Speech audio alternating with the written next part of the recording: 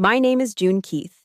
I am 41 years old, and I have built a career rising from the daughter of a grease-stained mechanic to a brigadier general in the United States Air Force. For years, I poured my time, my money, and my loyalty into keeping my family happy, especially after my father remarried.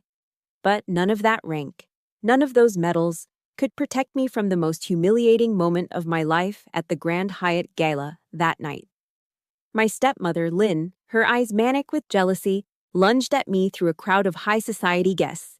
She screamed, "You are a thief!"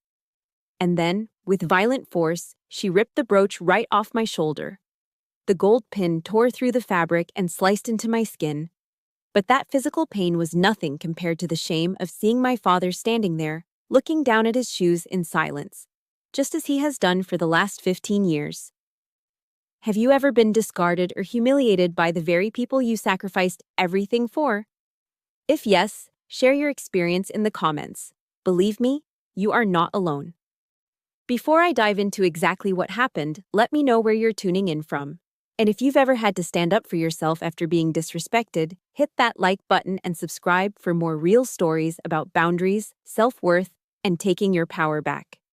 What happened after that night might not be what you expect. The air inside the Grand Hyatt ballroom that evening was thick, suffocatingly so.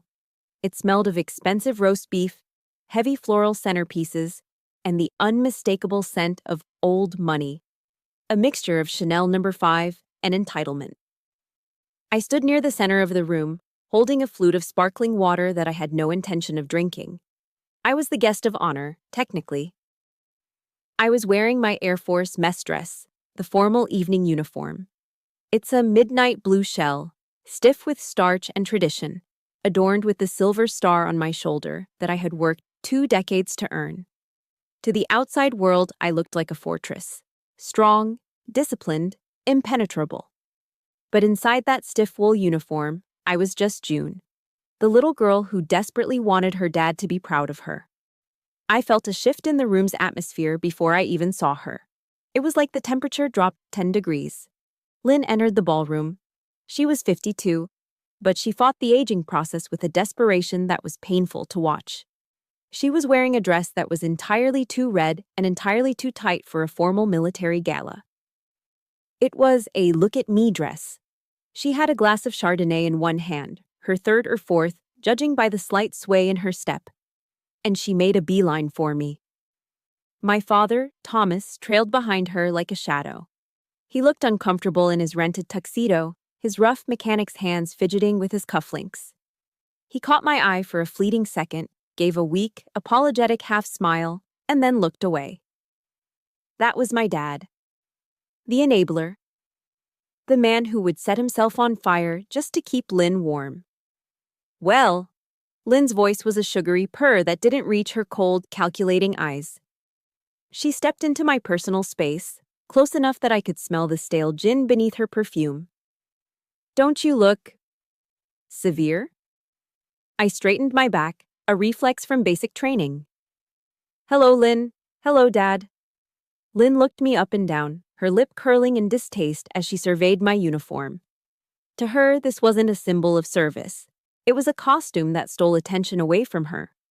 She leaned in, dropping her voice to a whisper so the nearby colonel and his wife couldn't hear. You look like a man in that getup, June, she hissed, her smile never wavering for the public to see. Honestly, it's embarrassing. Your mother would be ashamed to see you looking so hard, so unlovable. The words were precision strikes, aimed at the softest parts of my armor. She knew exactly where to hit. She knew my deepest insecurity was that I had traded my femininity for my rank, that I had become the fixer, who didn't need love, only orders. I clenched my jaw so hard I felt a molar crack. This is a uniform, Lynn. It commands respect. Respect? She laughed, a brittle, high-pitched sound. You think these people respect you? They pity you, an old maid playing soldier. Just then, a senator approached us. He didn't know the toxicity swirling between us. He smiled broadly, extending a hand to me. General Keith, he boomed. I just wanted to say, that speech you gave earlier about sacrifice, moving, truly moving, your family must be incredibly proud. The senator turned to Lynn and my dad. "You must be beaming." That was the spark. I saw it happen in Lynn's eyes. The attention was on me. The praise was for me. The narcissistic injury was too much for her to bear. Her face flushed a blotchy, angry red. "Proud?" Lynn's voice wasn't a whisper anymore. It was rising, shrill, and jagged. "Why should we be proud?" The conversation in our immediate circle died. The senator looked confused. "I beg your pardon." "She's a fraud," Lynn shrieked. The sound cut through the low hum of the jazz band like breaking glass. I froze. "Lynn, stop." "Don't you tell me to stop." She lunged. It happened in slow motion.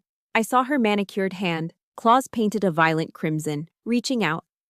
She wasn't aiming for my face. She was aiming for the one thing on my uniform that wasn't standard issue. The brooch. It was an antique gold pin, shaped like a pair of wings, pinned securely above my ribbons. It was the only thing I was wearing that belonged to my biological mother. "You stole this!" Lynn yelled, grabbing the brooch. "This is family property. You're a thief, June, a ungrateful, stealing little brat." "Lynn, let go," I gasped, grabbing her wrist. She didn't let go. She yanked. She pulled with the hysterical strength of a woman who felt her spotlight slipping away. "Reep!" The sound was sickeningly loud in the silent ballroom. It wasn't just the sound of the pin popping open. It was the sound of the thick, expensive wool of my mess dress tearing. The clasp of the brooch gave way, but not before the pin drove deep into the soft flesh of my shoulder. I flinched, a sharp, hot bolt of pain shooting down my arm. But the physical pain was distant, muted by the shock. Lynn stumbled back, clutching the brooch in her hand like a trophy. A jagged flap of my dark blue uniform hung loose, exposing the white shirt underneath. A small circle of blood began to stain the white fabric, bright and horrifying. The entire ballroom was dead silent. 200 pairs of eyes, generals, senators, their spouses, were staring at us. Staring at the crazy woman in the red dress. Staring at the general with the torn uniform. But I wasn't looking at the crowd. I was looking at my father. "Dad," I whispered. My voice sounded small, like the 10-year-old girl who used to hand him wrenches in the garage. Thomas stood there, 5 feet away. He saw the blood. He saw the tear. He saw the absolute humiliation burning my face. He didn't move. He didn't step forward to check on me. He didn't yell at Lynn. He slowly, agonizingly, turned his head and looked at the floor, studying the pattern of the carpet as if his daughter wasn't bleeding in front of the city's elite. The silence stretched on, heavy and suffocating. The throbbing in my shoulder synced with the pounding of my heart. Thump, thump, thump. It wasn't the pin that hurt. It was the silence. That familiar, cowardly silence that I had been making excuses for my entire adult life. As I stood there, clutching my torn shoulder, watching my father refuse to meet my eyes, the glitter of the Grand Hyatt dissolved. The smell of expensive perfume faded, replaced by the phantom smell of motor oil and cheap coffee. My mind didn't stay in the ballroom. The shock was too much. It catapulted me back. Back before the stars on my shoulder. Back before Lynn. Back to the garage and the man my father used to be before he let himself be hollowed out. I looked at the brooch in Lynn's hand, glittering under the chandeliers, and suddenly, I wasn't 41 anymore. I was a child again. And the story of that brooch and how we ended up here began to play in my memory like an old, painful movie. The sharp sting of the gold pin digging into my shoulder in the Grand Hyatt ballroom was grounding, in a cruel way. It was a specific kind of pain, sharp, metallic, and sudden. It reminded me of the time I cut my hand on a rusted fender when I was 12, trying to help my dad in the garage. Back then, my father, Thomas, didn't stand there and look at his shoes while I bled. He had scooped me up, his face pale with worry, and carried me to the kitchen sink to wash the cut with the gentleness of a man handling a baby bird. That was the man I remembered. That was the man who had slowly disappeared, replaced by the ghost standing next to Lynn in a rented tuxedo. As the murmur of the horrified crowd faded into the background, my mind retreated to the safety of the past. I needed to remember him as he was, to understand why I was still standing here, taking this abuse, instead of walking away. Our house wasn't much. It was a small siding-clad box in a neighborhood where the lawns were mostly crabgrass and the driveways were stained with oil. But it was home. After my mother passed away from ovarian cancer, a battle that left us with a mountain of medical bills and a quiet, echoing emptiness in the hallway. It was just the two of us. My dad was a mechanic. He didn't just work on cars, he breathed them. He worked at Miller's Auto Body for 30 years, pulling 60-hour weeks just to keep the lights on and put food on the table. To this day, the smell of Gojo hand cleaner, that gritty orange-scented paste, makes me want to cry. It was his cologne. No matter how hard he scrubbed his hands with that stiff bristle brush every night, the grease never fully came out. It was permanently etched into the fingerprints of his calloused hands, a tattoo of his sacrifice. He wasn't a man of many words. He didn't know how to do the emotional support thing that parents do today. We didn't talk about our feelings. We talked about gaskets, spark plugs, and whether the Mets had a shot at the pennant this year.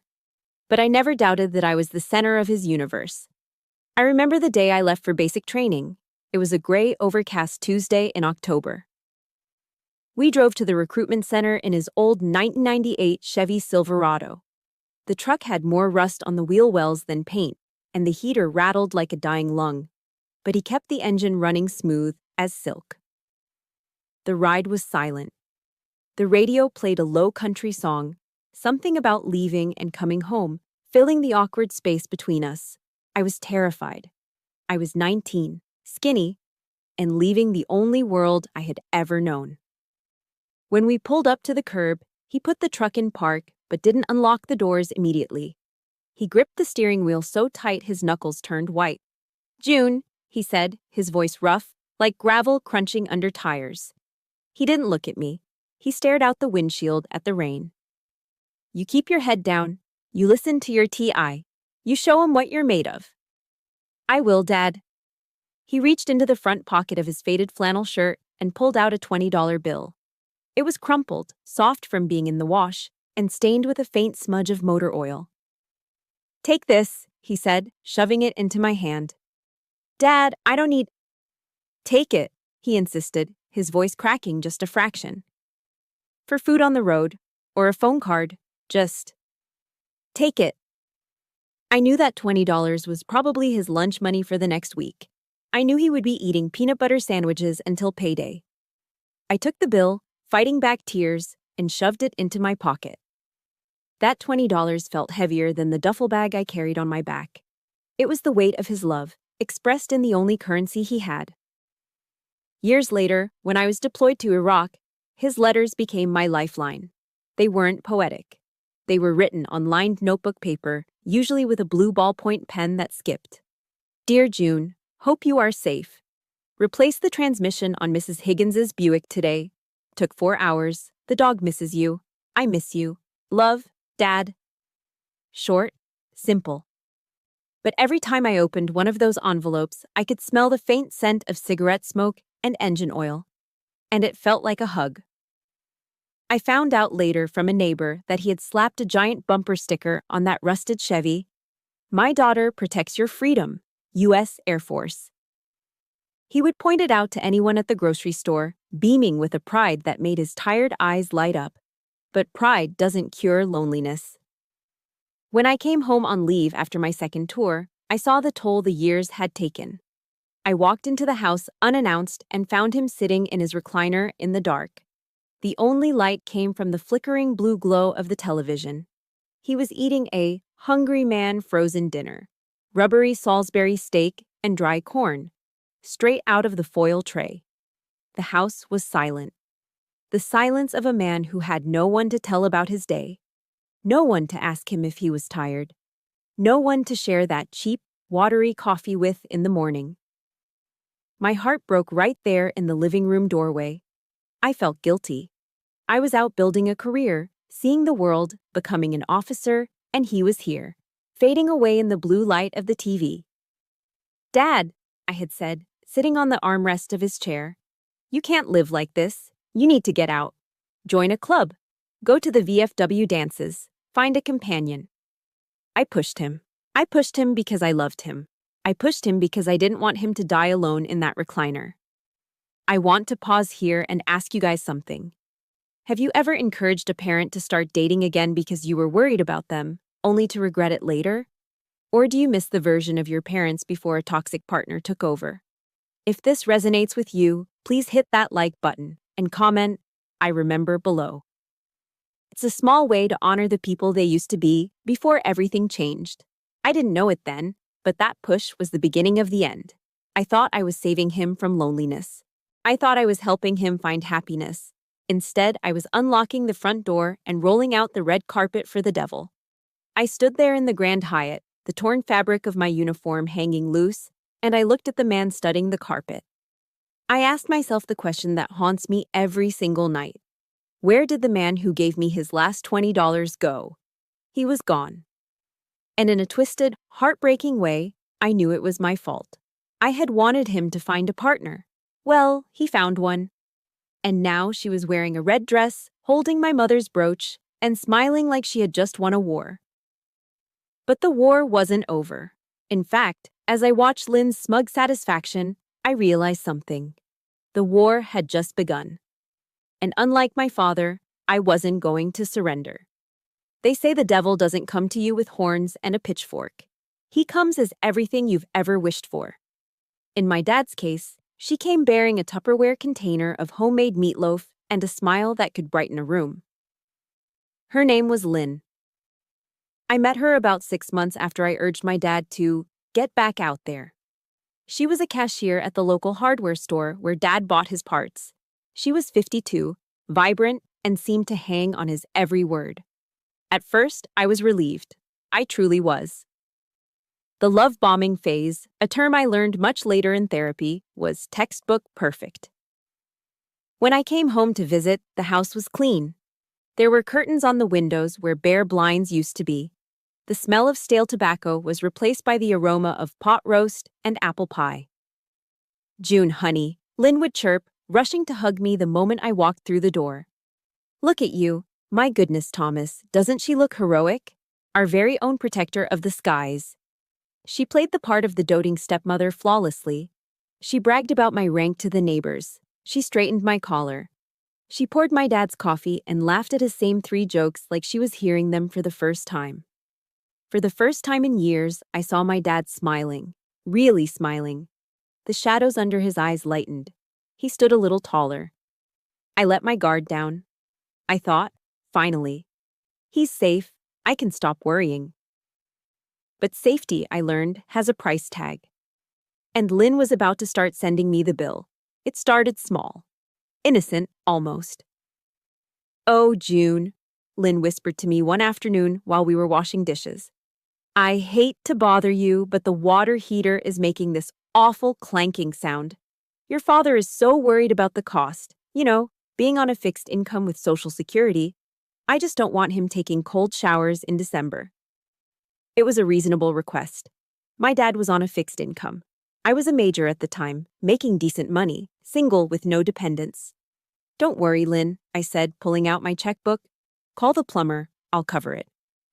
"You are an angel," she beamed. "A literal angel." That was the first crack in the dam. Once money started flowing, it never stopped. A month later, it was the roof.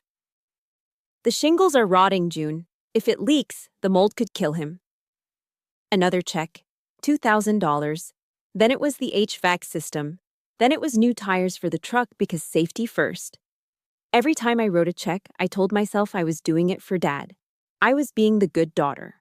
I was the fixer. But looking back, I realized I wasn't paying for repairs. I was paying for access to my father. I was paying a subscription fee to keep him happy. The turning point, the moment the mask truly slipped, happened 2 years in. Dad had a health scare. He collapsed in the yard. It turned out to be severe dehydration and a minor arrhythmia. But at his age, it was terrifying. I was stationed in Germany at the time and flew back immediately, my stomach in knots the entire flight. The American healthcare system is a beast, even with insurance. By the time I got to the hospital, the administrative vultures were already circling. There were copays, out-of-network fees, and a massive deductible that hadn't been met. I found Lynn in the cafeteria, looking frazzled but oddly put together, wearing a brand new outfit I knew my dad couldn't afford. "Thank God you're here," she said, skipping the hug. "They're talking about discharging him tomorrow, but he's not ready. And the bill?" "June. They want $3,000 up front for the deductible before they'll schedule his follow-up stress test." $3,000. That was a significant chunk of my savings at the time. I had been saving for a down payment on a small condo near the base. I didn't hesitate. I walked to the billing department and slapped my credit card down. I signed the receipt, feeling the weight of the debt settle onto my shoulders, but telling myself it was worth it. My dad was alive. I walked back to the hospital room, receipt in hand, expecting relief, maybe a thank you. Dad was in the bed, looking pale and small among the wires. Lynn was sitting in the visitor's chair, flipping through a magazine. "It's taken care of," I said, my voice thick with jet lag. "I paid the $3,000. He gets the test." Dad looked at me, tears welling in his eyes. "June, you didn't have to." "Shh," I squeezed his hand. "It's fine, Dad." "Well," Lynn interrupted, snapping her magazine shut. She didn't look at me. She looked around the room, her nose crinkled in disgust. "Since you're spending all that money, couldn't you have sprung for a private room?" "This semi-private is disgusting. The man in the next bed snores like a freight train. Your father can't rest here." The air left the room. I stared at her. "Excuse me?" "I'm just saying," Lynn huffed, smoothing her skirt. "If you really cared about his recovery, you'd want him to have peace and quiet. Squeezing him in here like cattle, it's disrespectful. Especially for an officer's father." My blood ran cold. It wasn't just the ingratitude, it was the entitlement. The audacity to reach into my pocket, take $3,000, and then complain that I didn't give more. I turned to my father, waiting for him to defend me. Waiting for the man who taught me about respect and hard work to tell her she was out of line. Dad looked at Lynn, then he looked at me. He saw the anger flashing in my eyes. "Now, Lynn," he said weakly, his voice barely a whisper.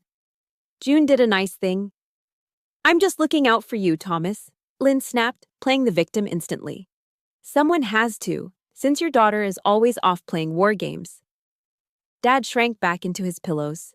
He looked away, focusing on the heart monitor beeping steadily beside him. "Let's not fight," he murmured. "Please, just let it go, June. Let it go." That phrase hit me harder than the credit card bill. In that sterile hospital room, under the harsh fluorescent lights, the illusion shattered. I wasn't helping my father. I was enabling a hostage situation. I realized then that my father had changed. He wasn't the strong protector anymore. He was a man afraid of being alone, afraid of the silence, and he was willing to let this woman bleed me dry if it meant she stayed. I looked at Lynn, who was back to reading her magazine as if she hadn't just insulted me. I looked at my dad, who refused to meet my gaze. For the first time, I felt something shift inside me. It wasn't just sadness anymore. It was a cold, hard knot of resentment. I was becoming nothing more than a walking checkbook, an ATM with a pulse.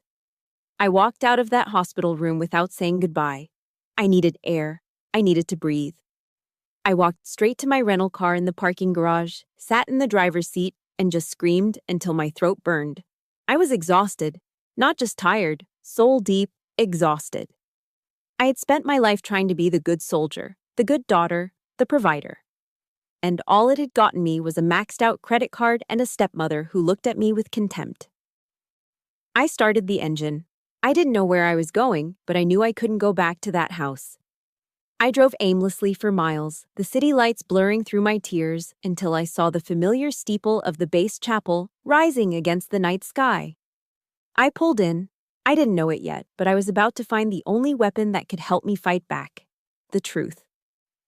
To understand why I stayed in that toxic house for so long, you have to understand the schizophrenia of my life back then. I was living two completely different existences, separated by a 20-minute car ride. On base, I was Lieutenant Colonel Keith.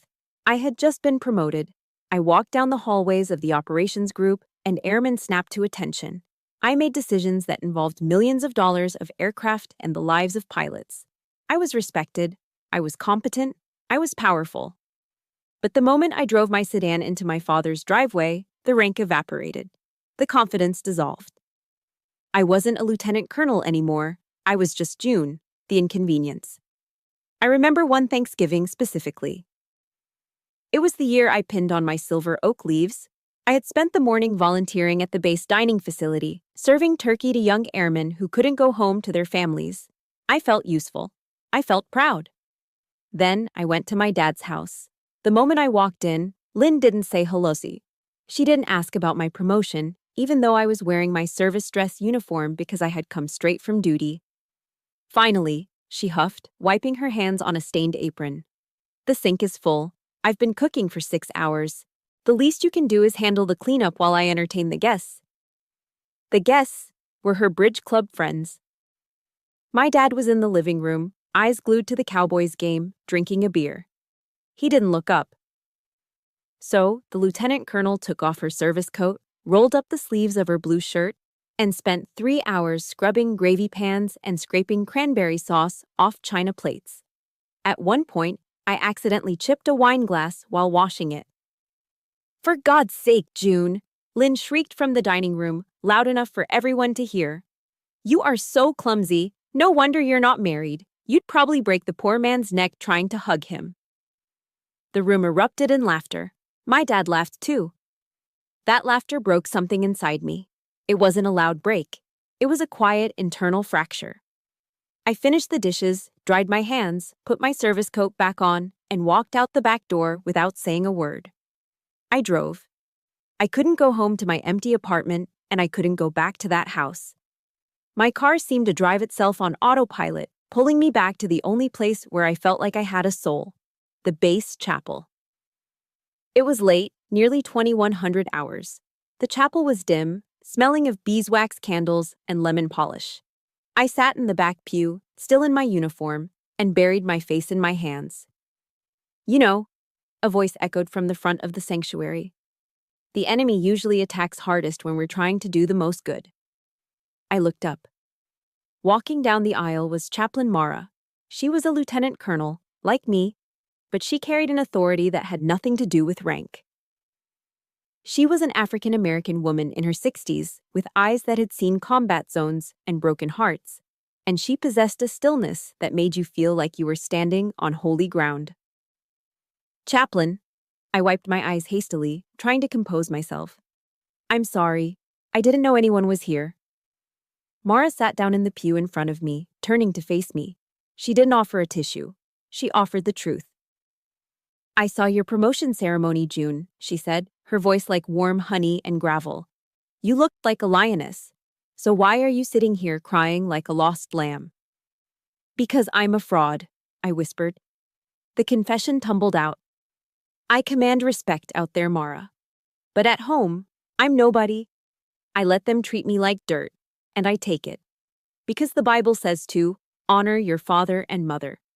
And I'm terrified that if I stop helping them, if I stop paying, if I stop taking the abuse, I'm a bad daughter. I'm a sinner." Mara looked at me for a long time. She reached out and tapped the silver oak leaf on my collar. "June, let me ask you something. When you send pilots into a storm, do you send them in naked? Or do you make sure they have protection?" "Protection, of course," I said. "Then why do you walk into that house defenseless?" She leaned in, her expression fierce. "The Bible does say to honor your parents. But nowhere does it say you must offer yourself up as a human sacrifice to their dysfunction. Honoring them means respecting their role in giving you life. It does not mean letting them destroy the life you were given." She opened the small Bible she carried. Ephesians 6:11. "Put on the full armor of God so that you can take your stand against the devil's schemes." Mara closed the book. "Sometimes the devil isn't a shadowy figure, June. Sometimes the schemes look like guilt trips, manipulation, and financial abuse. God gave you armor, your dignity, your boundaries, your self-worth. Taking that armor off when you walk through your father's door isn't piety. It's surrender." I sat there stunned. I had always thought setting boundaries was an act of rebellion. Mara was telling me it was an act of spiritual warfare. What do I do? I asked, my voice trembling. They are all I have. No, Mara said firmly. They are your biology. We are your family. The people who respect you. The people who see you. She stood up and looked at my bare uniform shirt. You need a reminder.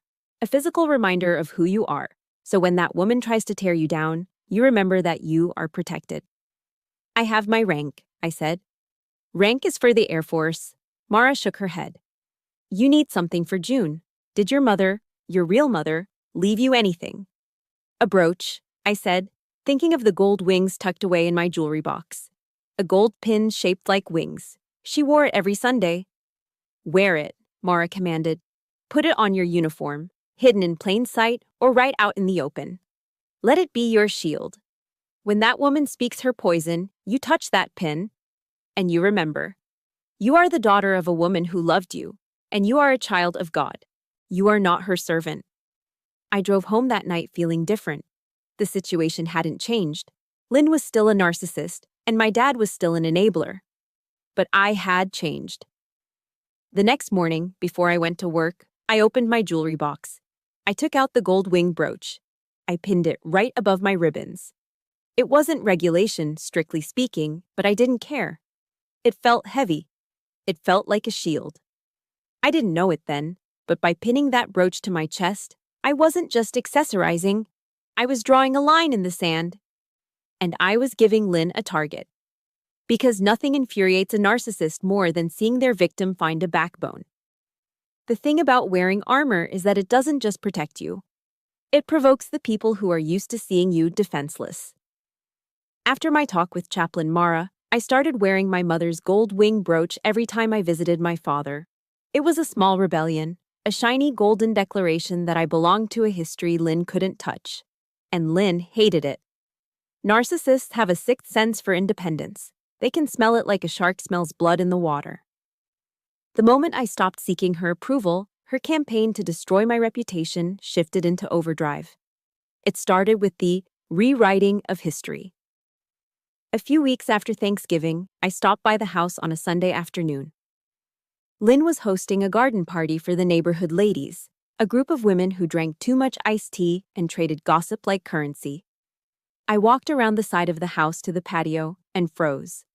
Lynn was holding court, a glass of wine in her hand, her voice pitched just loud enough to carry. It's just so hard, you know? Lynn sighed, dabbing at a dry eye. I sacrificed my prime years to raise that girl. I gave up my career to make sure she had a mother figure. And now that she's a big-shot officer, she hardly visits. She treats Thomas like an ATM. It breaks my heart, really. Ungrateful. I stood there, my hand gripping the cold metal of the gate. She raised me. I was 25 when she met my father. She hadn't sacrificed a single day. In fact, I was the one paying for the very patio furniture she was sitting on. I wanted to storm in there. I wanted to scream the truth. But I felt the weight of the brooch on my chest, and I remembered Mara's words. Do not engage with the enemy on their terrain. I turned around and walked away. But silence has a price. By not fighting back, I let her paint me as the villain in my own hometown. The Cold War turned hot inside the house a week later. It was over the brooch. We were in the living room. I was helping Dad set up his new cable box, another bill I was paying. Lynn walked in, her eyes immediately locking onto the gold wings pinned to my sweater. You know, she said, her voice dripping with fake concern, that pin is awfully tacky. It looks like costume jewelry you'd buy at a garage sale. It belonged to my mother, I said calmly, not looking up from the remote. Well, bless her heart, Lynn sneered. But it clashes with your outfit. It makes you look old, June. Why don't you let me put it away for safekeeping? I have a jewelry box in the back where I keep the less valuable things. No, I said. The air in the room vanished. Excuse me? Lynn's voice dropped an octave. I said no. I'm wearing it. It stays with me. Lynn didn't scream. Not yet. She turned to my father, her face crumpling into a mask of wounded fragility. Thomas, do you hear how she speaks to me? I try to help her fashion sense, and she snaps at me, in my own home. My dad looked up from his newspaper. He looked tired. He looked smaller than I remembered. He looked at Lynn winding herself up for a tantrum, and then he looked at me, standing firm for the first time in years. I waited. I waited for him to say, "Lynn, leave her alone. That was her mother's." Instead, he took a deep breath and let it out. A long, defeated sigh. "June," he said softly. "Come on. Don't cause a scene. Dee Dee is just trying to help." "She called Mom's brooch tacky, Dad," I said, my voice trembling. "She didn't mean it like that," he lied. He stood up and walked over to me, lowering his voice so Lynn wouldn't hear. "Look, honey, just take it off while you're here. Please? You know how she gets. She's getting older, her nerves are bad. Just let it go." For me? To keep the peace? Just let it go. Those 4 words were worse than any insult Lynn could have thrown. My father wasn't asking for peace, he was asking for my submission. He was asking me to erase my mother, erase my dignity, just so he wouldn't have to deal with his wife's mood swings. He was trading my self-worth for his quiet evening. "I can't do that anymore, Dad," I whispered. I didn't take the brooch off, but the victory felt hollow. The final straw came in the form of a thick, cream-colored envelope embossed with the Air Force crest. I had been selected as the guest of honor for the annual Air Force Ball at the Grand Hyatt. It was a huge career milestone. I was excited to bring my dad. I wanted him to see what I had built, to see the world where I wasn't just June the inconvenience. But Lynn intercepted the mail. "We are going," she announced when I called, before I could even ask Dad. "Finally, a chance to dress up.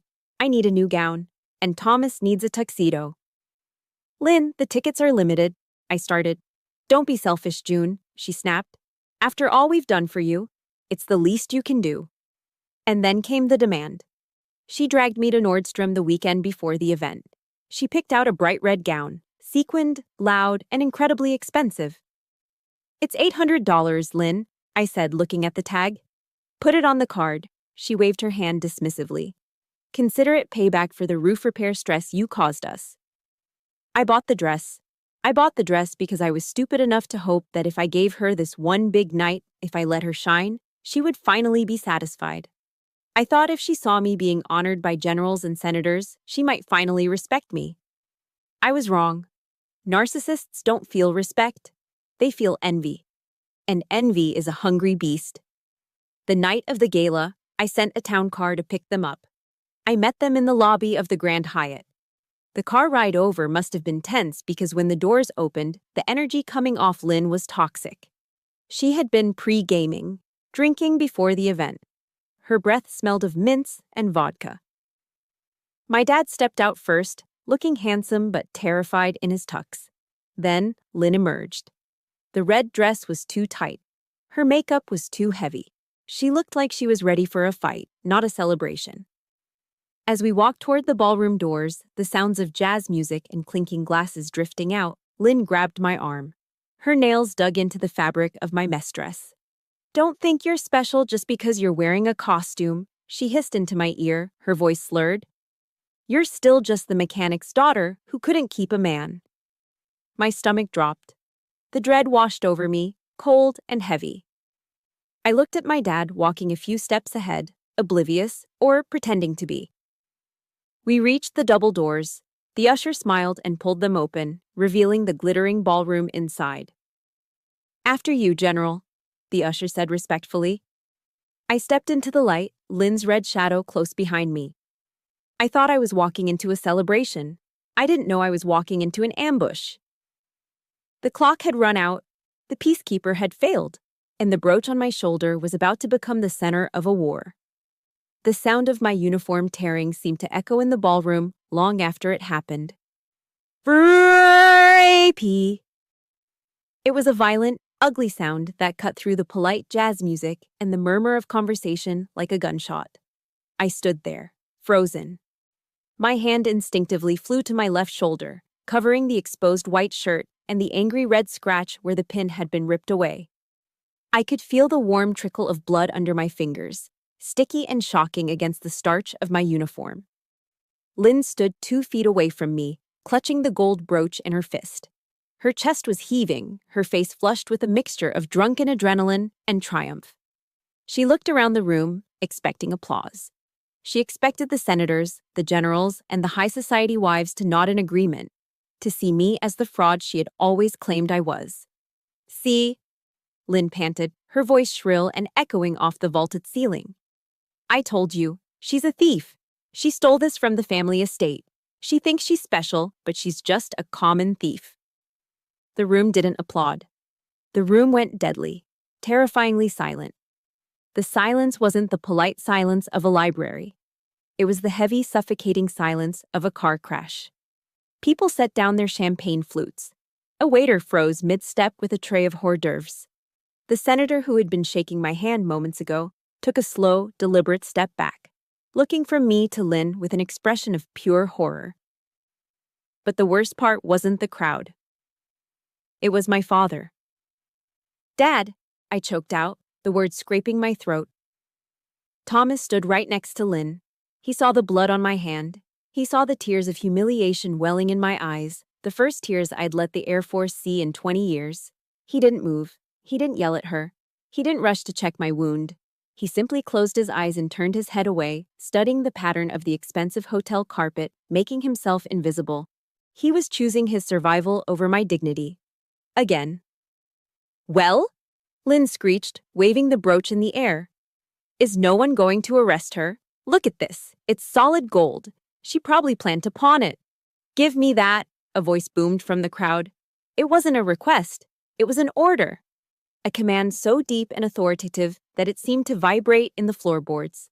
The crowd parted like the Red Sea. Walking through the center of the ballroom was a man I hadn't seen in years, but whose legend was known to every airman on base. Sergeant Major Daniel Cross. He was 82 years old, a veteran of Korea and Vietnam.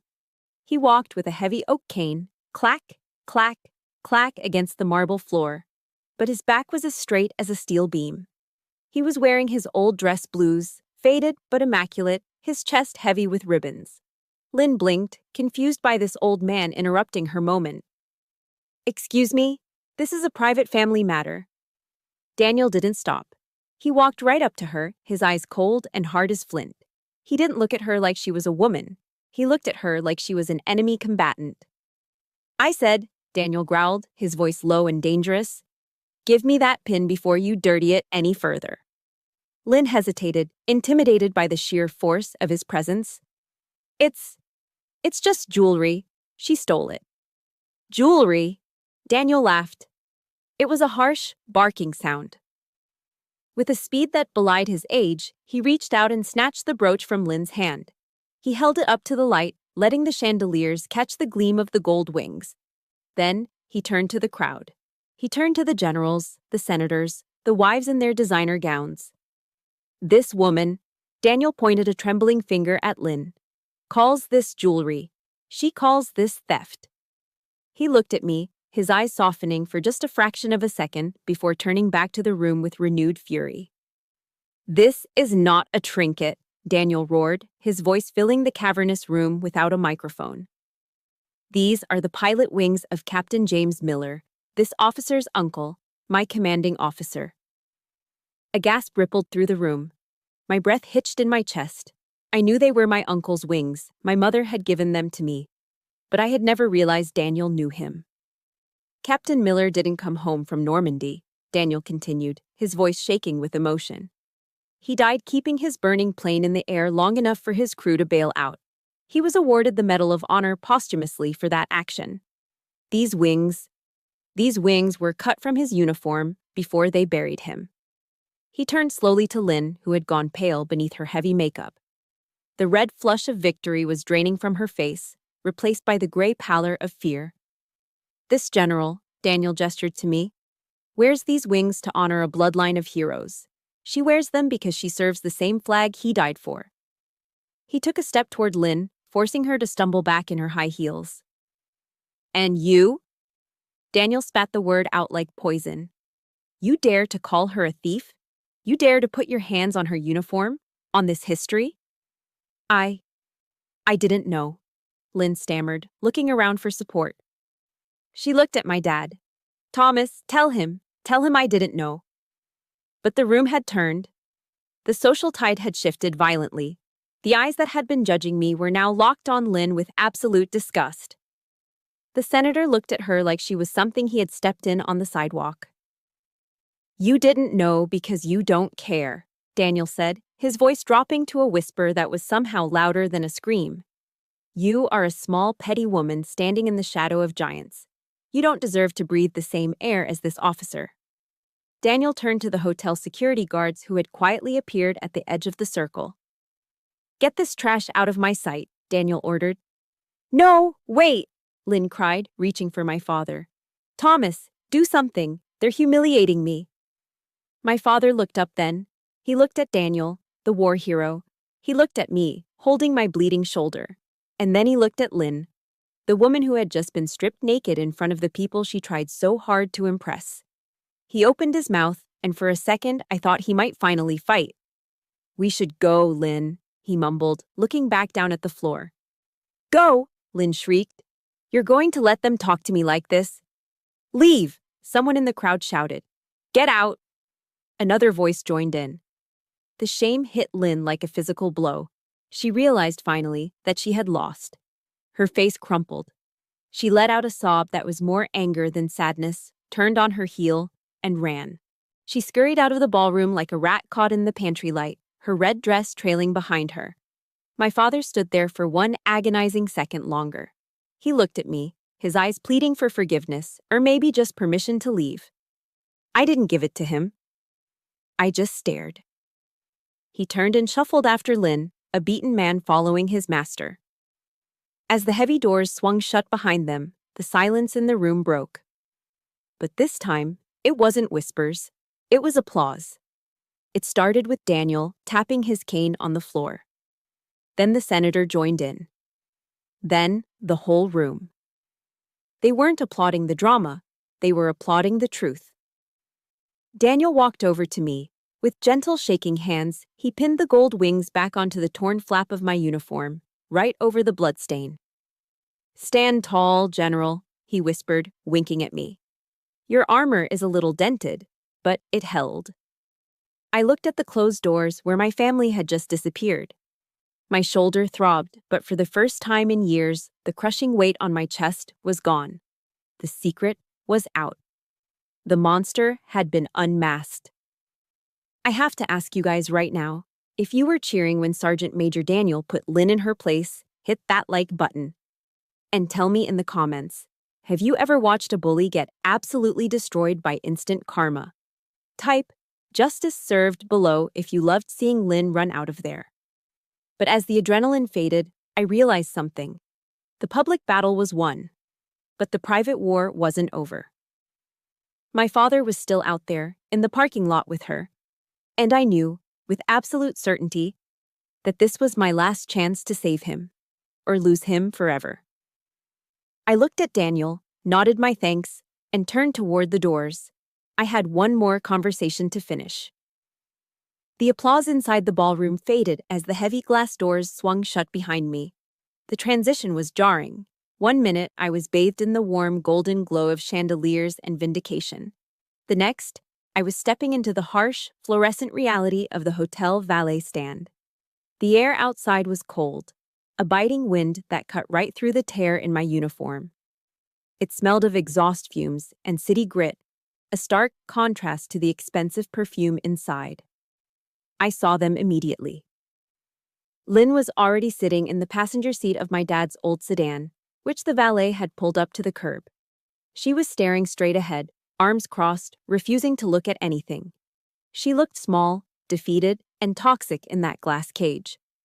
My father, however, was standing outside the car. He was leaning against the driver's side door, his tuxedo jacket unbuttoned, shivering slightly in the wind. A small orange cherry glowed in the darkness near his hand. He was smoking. He hadn't smoked in 10 years. I stopped about 10 feet away. I didn't rush to him. I didn't offer him my coat. I just stood there, letting the silence stretch between us like a loaded weapon. He saw me. He took one last desperate drag from the cigarette, dropped it to the pavement, and crushed it under the heel of his rented dress shoe. His hands were shaking so badly he could barely get them into his pockets. "June," he said. His voice was raspy, broken. He didn't look at me, he looked at the concrete. I'm sorry. I didn't think she'd do that. I don't know what I thought. It was the same apology I had heard 1,000 times.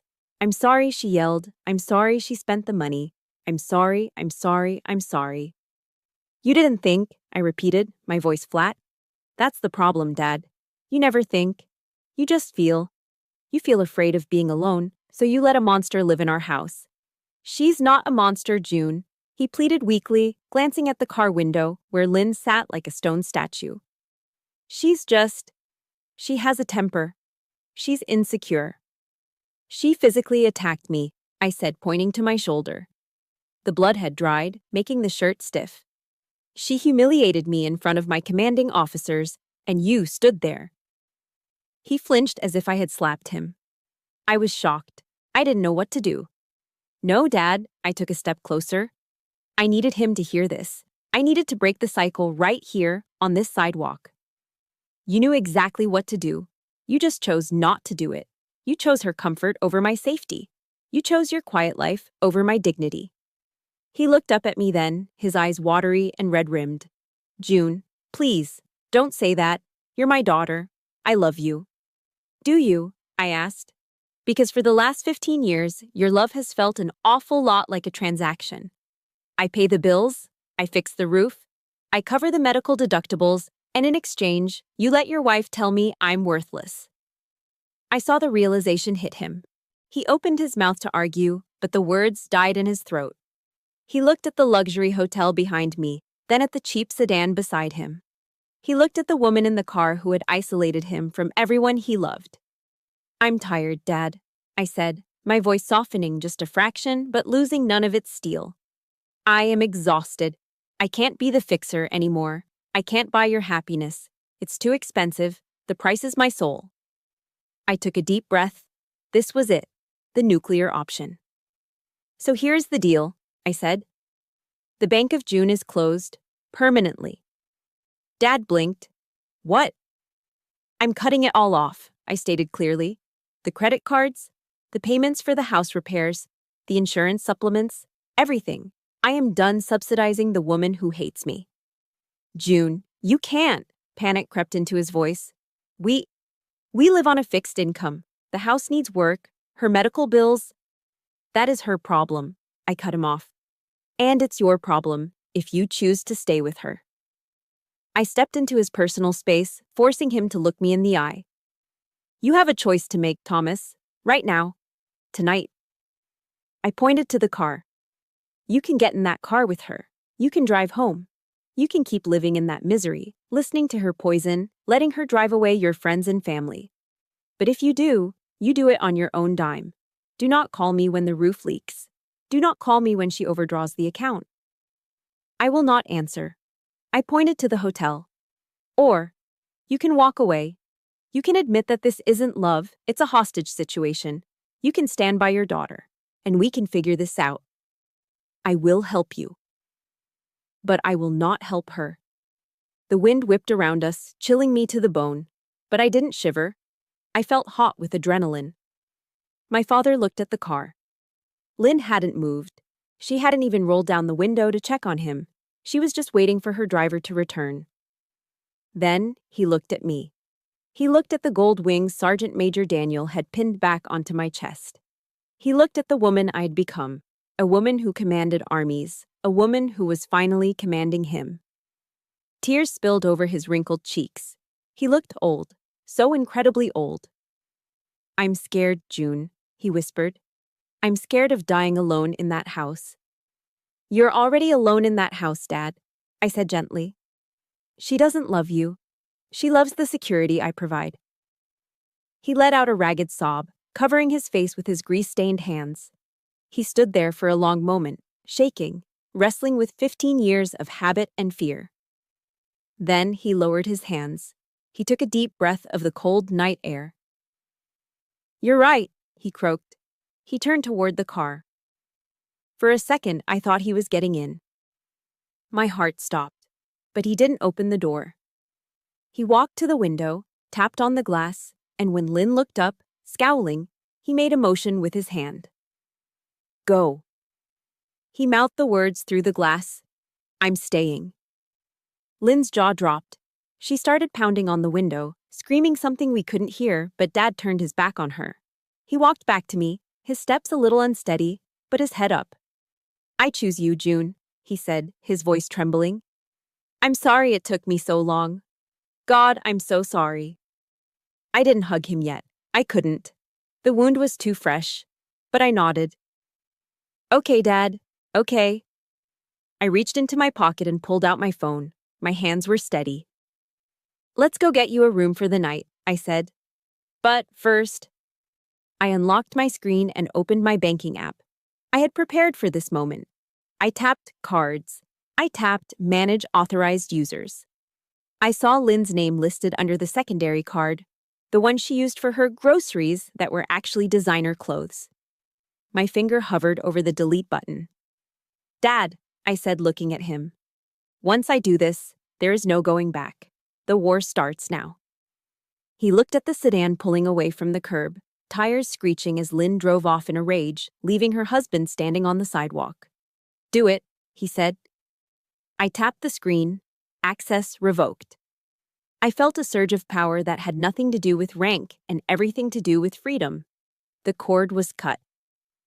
The enabler had awakened, and now we just had to survive the fallout. The morning after the gala, I didn't wake up feeling guilty. I woke up feeling like a general who had finally been given the green light to launch a counteroffensive. My dad was still asleep in the adjoining hotel room, safe and away from the toxic radioactive zone that was his house. I sat at the small desk in my room, a pot of black coffee beside me, my phone in one hand and my laptop in the other. It was 800 hours. The banks were open. I didn't scream. I didn't cry. I executed. Yes, this is June Keith, I said into the phone, my voice steady. I am the primary account holder for the Visa signature card ending in 4489. I need to remove an authorized user. Yes, immediately. Click. One tentacle cut. This is regarding the utility service at 124 Maple Drive, I told the power company representative next. I am canceling the auto pay linked to my checking account, effective today. Please switch the billing responsibility back to the resident. Click. Another tentacle cut. I went down the list with ruthless efficiency. The premium cable package Lynn demanded so she could watch her reality shows? Canceled. The landscaping service I paid for because Lynn refused to mow the lawn? Canceled. The monthly transfer to the joint checking account? Stopped. By Aero 900, I had severed every financial artery that connected me to Lynn. I had turned off the tap. I poured a second cup of coffee, feeling a strange, lightheaded buzz. It was the feeling of taking back 15 years of my life. But I knew the retaliation was coming. In psychology, they call it an extinction burst. When a toddler, or a narcissist, realizes their tantrums no longer work, they don't calm down. They escalate. And when they can't control you directly, they try to control how others see you. At 09:15, the first text message arrived. Ding. It wasn't from Lynn. It was from my Aunt Becky, my dad's sister, who hadn't called me on my birthday in a decade, but somehow always knew when family drama occurred. June, I just got off the phone with Lynn. She is hysterical. How could you humiliate her like that? Leaving her at a hotel? Cutting off their funds? You are a wealthy woman, June. Don't be greedy. God sees everything. My stomach tightened. The guilt button. She was mashing it hard. Ding. Another one, this time from my cousin Mike, a man who still lived in his mother's basement. Heard you think you're better than everyone now that you have a star on your shoulder. Leaving your parents to starve? That's elder abuse. You should be ashamed. Ding, ding, ding. The phone began to vibrate across the desk like an angry hornet. Lynn had activated the flying monkeys. Her army of enablers and gossips recruited to do her dirty work. She had spun a narrative where she was the victim, abandoned by the cruel, rich stepdaughter.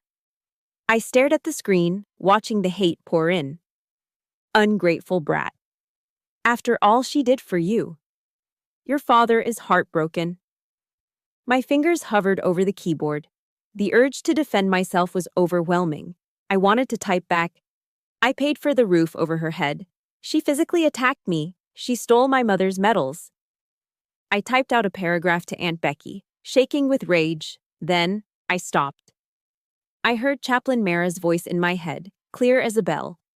Do not explain yourself to people who are committed to misunderstanding you. Your silence is a boundary. If I responded, I was giving them what they wanted. Supply. I was engaging in the drama. I took a deep breath, deleted the paragraph, and did something I had never been brave enough to do before. I didn't reply. I tapped the small eye icon in the corner of the message thread.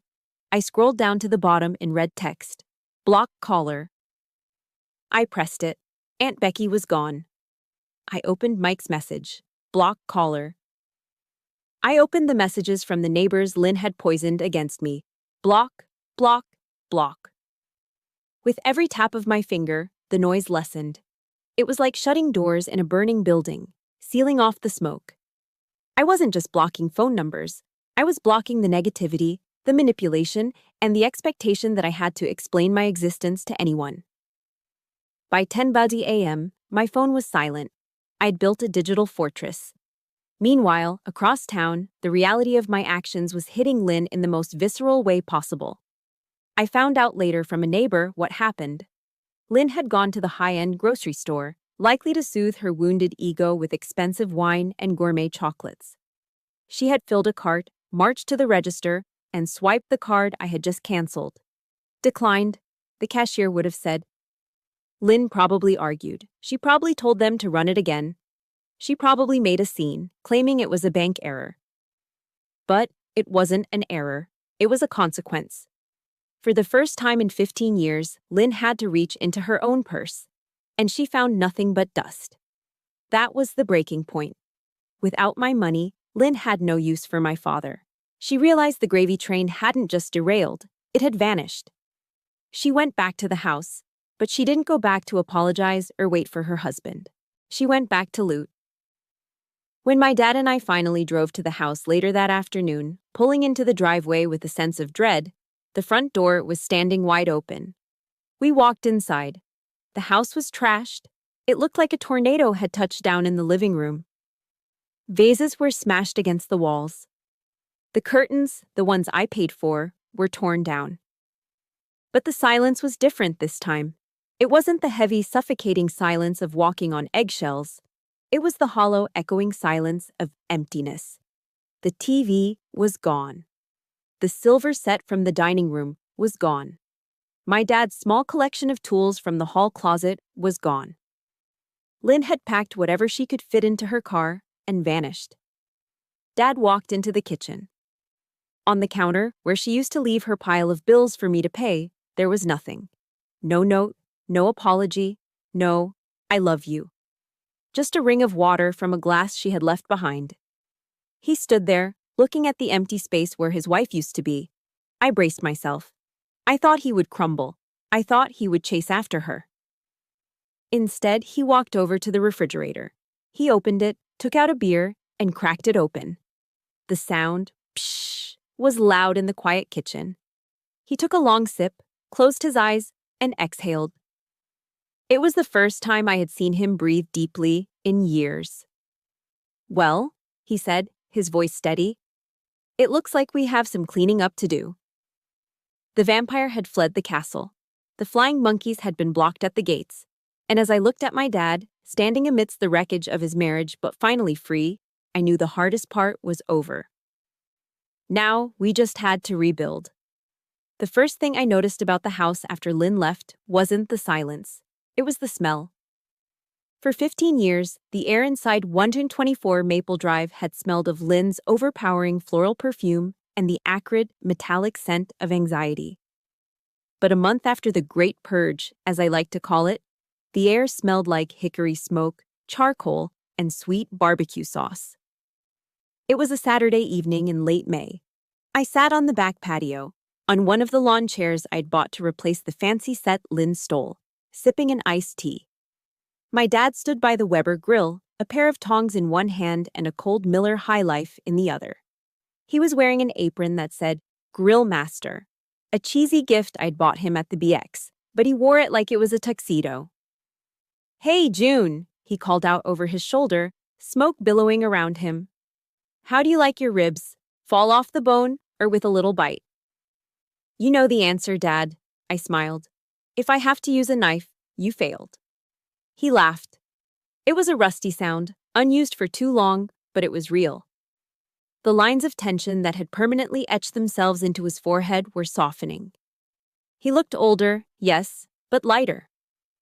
The shadow was gone. We ate with our hands, wiping sauce off our chins with paper towels, talking about everything and nothing. The Dodgers' losing streak, the price of gas, the way the hydrangeas were blooming. It was mundane, and it was the most beautiful dinner I'd ever had. "By the way," Dad said, wiping his hands, "Daniel called me. You know, Sergeant Major Cross." "Oh." I looked up. "Yeah. The VFW Post is doing a Memorial Day dinner next week. They want to honor the families of the fallen. Because of, you know, the pin. Your uncle." He fidgeted with his napkin. He asked me to speak. "That's great, Dad," I said. "I don't know." He shook his head, looking down at his plate. "I'm just a grease monkey, June. I don't give speeches. I fix transmissions." "You're the brother of a war hero," I said firmly. "And you're the father of a general. You have plenty to say." He spent the next week agonizing over it. I found him at the kitchen table late at night, surrounded by crumpled index cards, chewing on the end of a pen. I helped him organize his thoughts, but I didn't write the words for him. This was his mission. The night of the event, the VFW Post 442 was packed. It was exactly as I remembered from childhood: wood-paneled walls covered in black and white photos, the smell of floor wax and stale beer, and the low murmur of men who had seen too much. The air was thick with patriotism and cheap cologne. I sat at the front table, wearing my service dress uniform. Dad sat next to me in a suit I had bought him, one that actually fit. He was shaking. I could see the paper in his hands trembling like a leaf in a storm. "Breathe," I whispered, squeezing his knee under the table. "Next up," the post commander announced from the small stage, "a man whose family has given more than their fair share to this country, Mr. Thomas Keith." Dad stood up. He walked to the podium slowly. The microphone screeched a little as he adjusted it, and the room went quiet. He looked out at the crowd. He looked at his index cards. Then, he looked at me. He took a deep breath, and he put the cards down. He wasn't going to read. "I came here tonight to talk about my brother, Captain James Miller," Dad began. His voice was rough, unpolished, the voice of a man who worked with iron and steel. "James was a hero. He died so his crew could live. He earned that Medal of Honor." He paused, gripping the sides of the podium until his knuckles turned white. "But, looking around this room, seeing all you brave men and women, it got me thinking about courage." The room was dead silent. Even the ice machine in the back seemed to stop humming. "For the last 15 years, I thought I was a good man," Dad continued, his voice cracking. "I went to work. I paid my taxes. I kept the peace in my house. But I learned recently that keeping the peace isn't the same thing as being brave." My heart started to pound. I hadn't seen this on the index cards. "I watched a war happen in my own living room," Dad said, tears glistening in his eyes under the harsh stage lights. "I watched a woman I married tear down the person I love most in this world. And I stood there. I stood there and looked at my shoes because I was afraid of being alone." He looked directly at me then. He didn't blink. "My brother James died fighting enemies abroad. But my daughter, June," he pointed at me. "She fought a war in her own home. She fought for her dignity. She fought for my safety. She fought for our family history when I was too weak to defend it." A tear slid down my cheek. I bit my lip to keep from sobbing. "I used to think my greatest accomplishment was fixing a '68 Mustang," Dad said, a small sad smile touching his lips.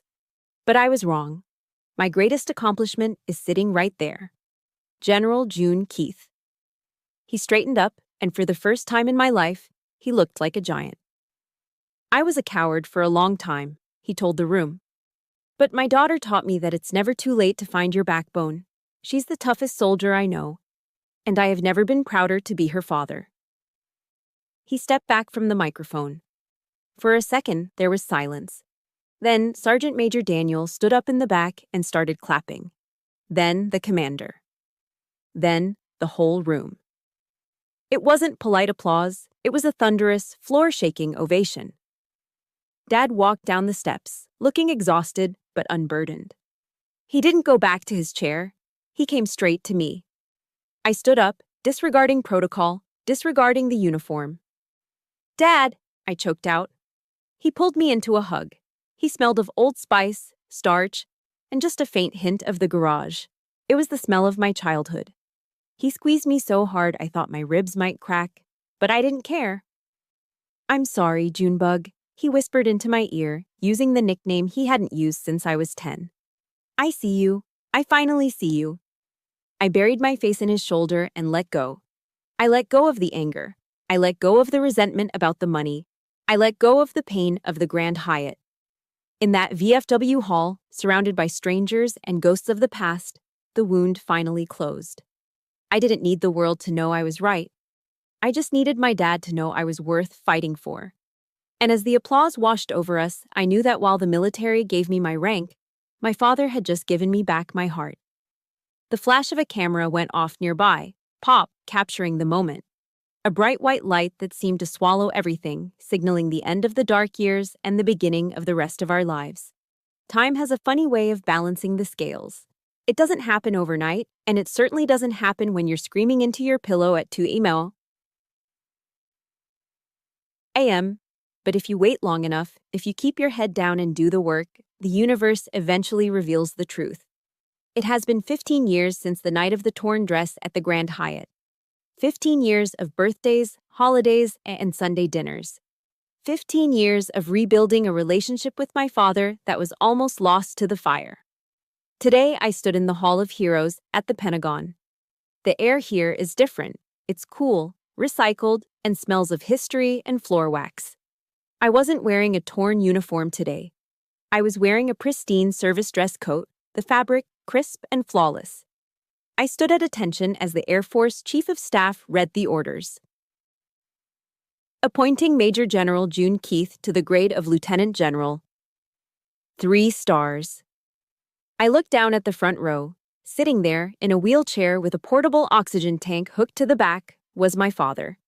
He was 89 years old now. His hair was snow white, and his hands, those hands that used to be permanently stained with grease, were spotted with age and shaking with Parkinson's.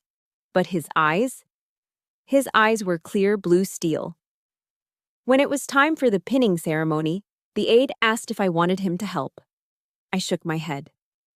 I walked over to my dad, knelt on one knee so I was eye level with him, and handed him the silver stars. It took him a long time. His fingers fumbled with the clasp. The room waited in respectful silence. No one rushed him. Finally, he clicked the stars onto my epaulets. He patted my shoulder, his hand heavy and warm. "You did good, Junebug." He wheezed, his voice weak but filled with 15 years of made-up time. "You did good." I kissed his cheek. "We did good, Dad." The reception afterwards was a blur of handshakes, cake, and flashes from photographers. I felt light. I felt complete. As the crowd began to thin out, I stepped into the outer hallway to catch my breath. The late afternoon sun was streaming through the windows, bathing the marble floors in gold. That's when I saw the ghost. Standing near the security checkpoint, arguing softly with a guard, was a woman. At first, I didn't recognize her. She was stooped over, leaning heavily on a cane. Her clothes were mismatched, a faded floral blouse and gray slacks that looked like they came from a donation bin. Her hair, once dyed a fierce, aggressive blonde, was thin and gray, pulled back in a messy bun. But then she turned, and I saw the eyes. They were sunken and dull, but the hunger was still there. It was Lynn. She saw me. Her eyes widened, taking in the 3 stars on my shoulder, the entourage of aides in the distance, the sheer power radiating from me. She pushed past the guard, who looked at me for a signal. I held up a hand. "It's okay." She limped over to me. She smelled of mothballs and stale cigarettes. The glamour, the red dress, the arrogance. It was all gone, eaten away by years of bitterness and burnt bridges. "June," she croaked. Her voice was thin, reedy.